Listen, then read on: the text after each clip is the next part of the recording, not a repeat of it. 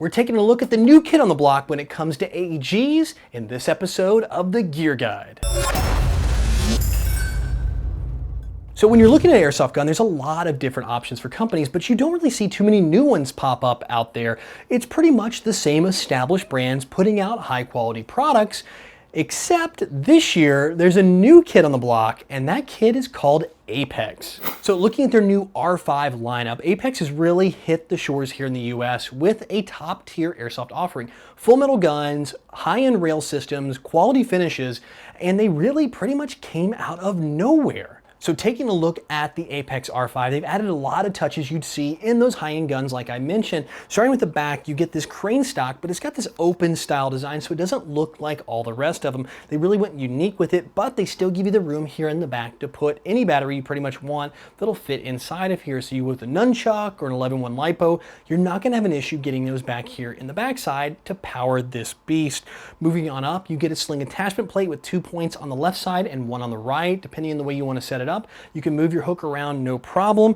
And getting to the body, it looks really good. They've added a lot of details in the body itself. It's not your standard M4. A lot of these components are raised, including the protection here around the ambi mag release. Yep, you actually have a left and a right. Again, these are features you only see in high-end guns, or you have to buy accessories yourself to add them in. Looking at the fire selector, it's ambi as well. They have a long one on the left and a short one on the right. So you lefties are still gonna deal with that biting on your hand, but you righties out there aren't going to get that bite because they chose to go with the shorter one on the right side. The grip itself is really smooth and slick, and it has a custom feel to it as well, and the whole receiver mates upper and lower very well. Moving to the top, you have metal flip up front and rear sights, actually really good. You can flip the aperture around, they look nice, and they give you that real cool custom kind of look to it. They're not your just generic flip up sights you're going to find on most guns. And moving under the rail, you get this great URX night style rail. It's 2 pieces, it's held on with these screws here, so you can actually remove the bottom piece if you need to do any work or tighten up any barrel nuts in there.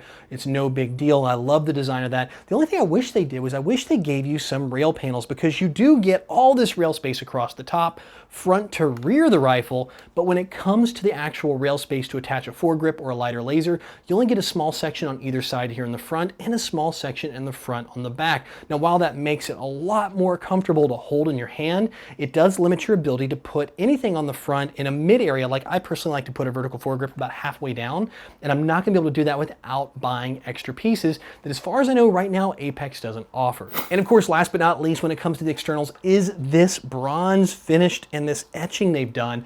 It's really good. It's really hard to show in photos as well, so you really can't get a good feel of what it looks like and what they've done with it, with this kind of metallic-y bronze look to it, until you get to see one of those in person. And I'm going to tell you right now, I was very impressed. I like the way the light catches it. I like it's a little more subtle and subdued that you would normally see, and it's a really great touch. Moving internally, starting with the hop-up, is actually a full metal dial style hop-up, which I really like that as well. You know me, I'm a huge fan of those dial type. I'm not a fan of the little wheel kind in there where you actually have to set them and adjust them like yesteryear.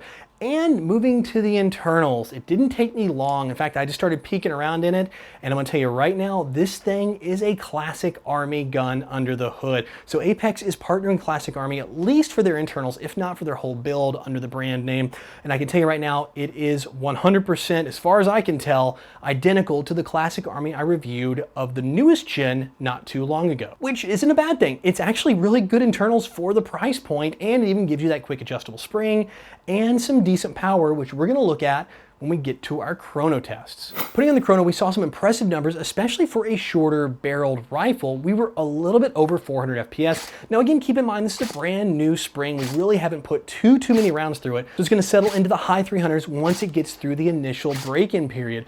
And to cap that off, the rate of fire is 21.5 rounds a second, which is off the charts for a stock AEG. So this thing has the oomph to really keep the rounds going down range.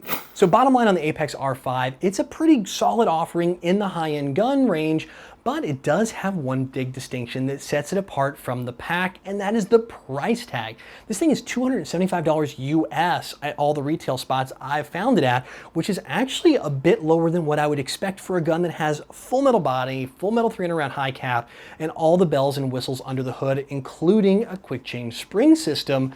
So if you're looking for something to step into in the higher end range, but you don't have that budget to break that $300 cap, you definitely want to take a look at the Apex R5 series. The price is right for what you get, and you can pick these up anywhere Apex products are sold. So guys, I gotta ask you about colors of guns. Are you a fan of the black guns, or do you like colors like this where it's like this burnt bronze kind of feel to it? Let me know down there in the comments below. Personally, I've been a fan of the black ones for a long time, but I'm coming around for these tan and bronze here of late. I've kind of got that tan gun bug. I don't know what it is, but I want to know what you guys think. Well guys, that's it for this episode of the Gear Guide. I'll be back in the next episode where I have a fraternity house move in next door, and I end up getting in a fight with them, and it results in airbag hilarity.